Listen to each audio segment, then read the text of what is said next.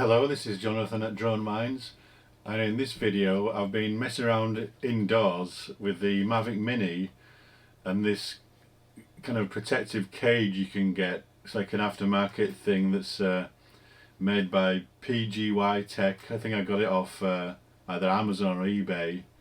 You can get some prop guards for the Mavic Mini made by DJI, and they're like little circles that go around each motor, but I really like this one. It's pretty lightweight and it has a really good coverage and it flies pretty well. As you can see in this footage, I've used it in commercially inside a factory build to fly down places where I don't want the propellers to hit anything and to keep it all safe, and you can get some pretty good shots with it.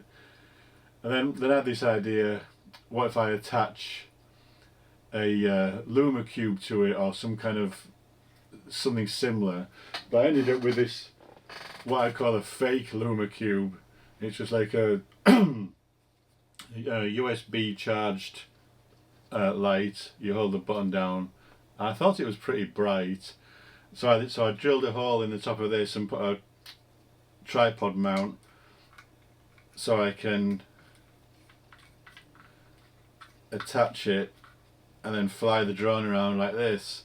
And I had this idea of flying around in the attic, you know, seeing as we're stuck inside. I thought I might fly around the attic and see what I can see in the complete, because there's no light up there in our attic, so I thought I'd see what I can see with this, if it'd light up the way.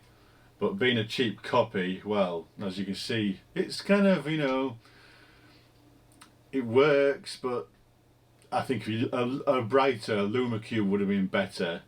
And you can see the shadow from the cage on the front. I don't want to mount it further forward because then it would be off balance, so I wanted it to be in the middle. So I think the other better option might have been to get some more kind of tiny barrel shaped lights and put one on either side. But anyway, it was an experiment. It was a funny little test to do without leaving the house, so see what you think.